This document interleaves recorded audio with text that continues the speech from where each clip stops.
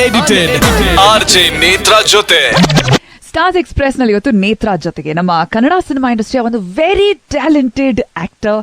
In fact ಇತ್ತೀಚಿನ ಕೆಲವು ಸಿನಿಮಾಗಳಲ್ಲಿ ಇವರ ಆ ಒಂದು ಪರ್ಫಾರ್ಮೆನ್ಸ್ ಸ್ಕ್ರೀನ್ ನಲ್ಲಿ 10 ಜನ ಇದ್ರೂ ಸಹ ತಮ್ಮದೇ ಆದ ಸ್ಟೈಲ್ ಅಲ್ಲಿ ಅವರ ಡೈಲಾಗ್ ಡೆಲಿವರಿ ಇರಬಹುದು, ಟೈಮಿಂಗ್ ಇರಬಹುದು, ಜನರ ಗಮನನ ಸೆಳೆದಿರುವಂತಹ ಈ ಒಬ್ಬ actor one of my personal favourites ಕೂಡ. ಇನ್ಫ್ಯಾಕ್ಟ್ ಬಡವರಾಸ್ಕಲ್ ಅಲ್ಲಿ ಇರಬಹುದು, ಅಂಡ್ ಇನ್ಫ್ಯಾಕ್ಟ್ ಇತ್ತೀಚಿನ ಡೇರ್ ಡೆವಿಲ್ ಮುಸ್ತಫಾವರೆಗೂ ಸಹ, ಅಂಡ್ ಲೇಟೆಸ್ಟ್ ರಿಲೀಸ್ ಮರ್ಯಾದೆ ಪ್ರಶ್ನೆ ಸಿನಿಮಾದವರೆಗೂ ಸಹ ಫ್ರಮ್ ರಂಗಭೂಮಿ ಸಿನಿಮಾ ರಂಗದಲ್ಲಿ ಒಂದೊಂದೇ cinema one step at a time ತಗೊಳ್ತಾ ಮುಂದೆ ಸಾಗ್ತಿರುವಂತಹ ಈ ನಮ್ಮ ನಟ ನಮ್ ಜೊತೆ ಸ್ಟುಡಿಯೋನಲ್ಲಿ ಪೂರ್ಣ ಅವರು. ವೆಲ್ಕಮ್ ನೇತ್ರಾ ಶೋಗೆ. Thank you very much. ತುಂಬಾ ಹೊಗಳ್ಬಿಟ್ರಿ, ಖುಷಿ. ಹೇಗಿದ್ದೀರಿ? Fine, fantastic. ಪೂರ್ಣ ಪರ್ಫಾರ್ಮೆನ್ಸ್ ನ ಸ್ಟೇಜ್ ಇಂದ ಹಿಡಿದು ಇಲ್ಲಿವರೆಗೂ ಫಾಲೋ ಮಾಡಿಲ್ಲದೆ ಇದ್ರೆ ಮರ್ಯಾದೆ ಪ್ರಶ್ನೆ ಅದು. ಹೌದು, ಥ್ಯಾಂಕ್ ಯು. ನೀವು ಫಾಲೋ ಮಾಡಿರೋದು ಬಹಳ ಖುಷಿ ಆಯ್ತು.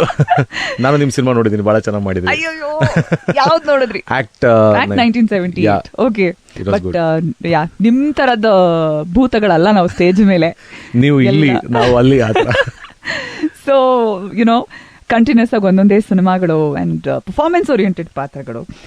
ಇನ್ಫ್ಯಾಕ್ಟ್ ಸಪೋರ್ಟಿಂಗ್ ರೋಲ್ಗಳಲ್ಲೂ ಸಹ somewhere you have some amount of screen presence ಏನಂತ ಏನು ಹೇಳ್ತಾರೆ, ತುಂಬಾ ಇಂಪಾರ್ಟೆಂಟ್. 10 ಜನ ಇದ್ರು ಕೂಡ ನಮ್ಮನ್ನ ನೋಡೋ ಹಾಗೆ ಮಾಡುವಂಥದ್ದು ಒಬ್ಬ ಆರ್ಟಿಸ್ಟ್ನ ಒಂದು ಇದು ವೆರಿ ಇಂಪಾರ್ಟೆಂಟ್ ಕಲೆ ಅಂತ ಹೇಳ್ತಾರೆ.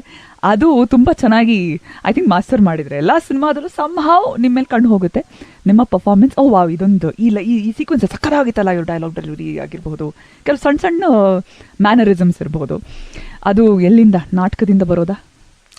ದೇವರ ದಯೆ, ಭಗವಂತನ ಕೃಪೆ. ಇದೆಲ್ಲ ಫುಲ್ ದೊಡ್ಡ ಡೈಲಾಗ್ ಆಯ್ತು. ಬಟ್ ಇಲ್ಲ, ಆದ್ರೆ ನಾವು ಬೇಸಿಕಲಿ ಸಣ್ಣವರಾಗಿದ್ದಾಗ ಆಕ್ಟರ್ ಆಗಬೇಕು ಅಂತ ನಾವೆಲ್ಲ ಕನ್ಸು ಕೊಟ್ಕೊಂತ ಇರ್ಬೇಕಾದ್ರೆ what will look up two is super stars.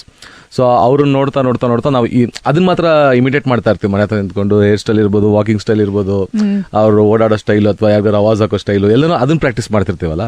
ಅದಾದ ನಂತರ ನಾನು ಕಾಲೇಜ್ ದಿನಗಳಿಗೆ ಬಂದಾಗ ಥಿಯೇಟರ್ಗೆ ಸೇರ್ಕೊಂಡಾಗ ಥಿಯೇಟರ್ನಲ್ಲಿ ನಮ್ಗೆ ಅರ್ಥ ಆಗ್ತಾ ಇದ್ದಿದೆ ಅಂದ್ರೆ ಪ್ರತಿ ಪಾತ್ರವೂ ಎಷ್ಟು ಇಂಪಾರ್ಟೆಂಟ್ ಆಗುತ್ತೆ ಅಂತ. ಸುಮ್ಮನೆ ಒಬ್ಬ ಹಿಂಗೆ ಸ್ಟೇಜ್ ಮೇಲೆ ಹಿಂಗೆ ಪಾಸ್ ಆಗ್ತಾನೆ ಅಂದ್ರೂ ಕೂಡ ಅದಕ್ಕೊಂದು ಮೀನಿಂಗ್ ಇರುತ್ತೆ. ಸೊ ಅದಕ್ಕೇನೋ ಒಂದು ಅರ್ಥ ಇರುತ್ತೆ.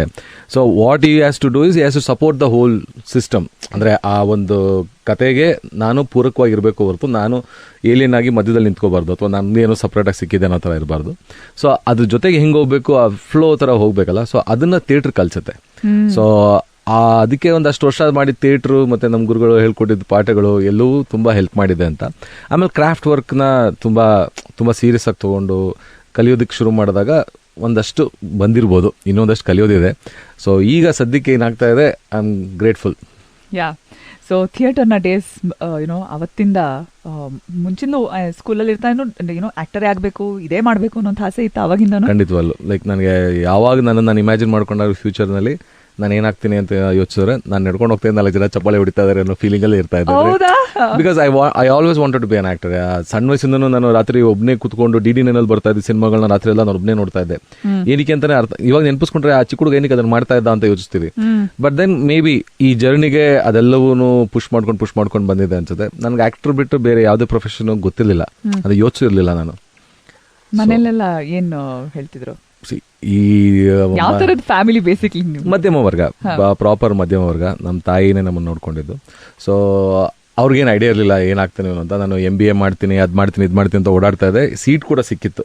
ಸೊ ವಾಪಸ್ ಕೊಟ್ಬಿಟ್ಟು ತಿರ್ಗಾ ಇಲ್ಲ ನಾನು ಆಕ್ಟರ್ ಆಗ್ತೀನಿ ಅಂತ ಓಡಾಡ್ಬೇಕಾದ್ರೆ ಫಸ್ಟ್ ಸಿನಿಮಾ ಮಾಡಿದ ನಂತರ ಅವರು ಆಯ್ತಲ್ಲ ಮಾಡಿ ಇನ್ನು ಓದೋದು ಅಂತ ಅಂದ್ರು. ನಾನು ಇಲ್ಲ, this is the beginning. Like ಇನ್ನು ಇಲ್ಲಿದ್ದೀನಿ, ಇವಾಗ ಇನ್ನು ತುಂಬಾ ದೂರ ಹೋಗ್ಬೇಕಾದ್ರು ಅಂದಾಗ ಹೆಂಗೆ 4 ಜನ ಕೇಳಿದಾಗ ಏನು ಹೇಳೋದು ಅಂದ್ರು. ಹೇಳು ಧೈರ್ಯವಾಗಿ, ಮಗ ಆಕ್ಟರ್ ಆಗ್ತಾನೆ ಅಂತ, ಯಾಕೆಲ್ಲ ಕೆಡಿಸ್ಕೊಂತೀಯ ಅಂತ.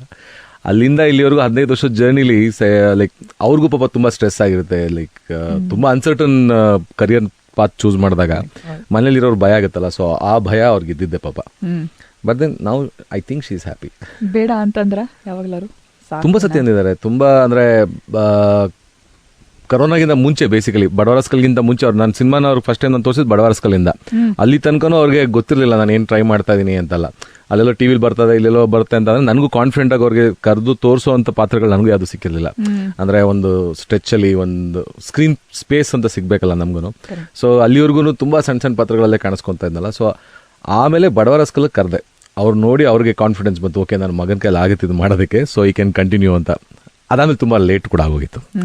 I was also getting old. So she also know like ಇದು ಬಿಟ್ಟರೆ ಬೇರೆ ಏನು ಮಾಡೋಕ್ಕಾಗಲ್ಲ, ತುಂಬ ಟೈಮ್ ಇನ್ವೆಸ್ಟ್ ಮಾಡಿದ್ದಾನೆ ಇಲ್ಲಿ, ಸೊ ಮಾಡಲಿ ಅಂತ ಬಿಟ್ಟಿದ್ದಾರೆ.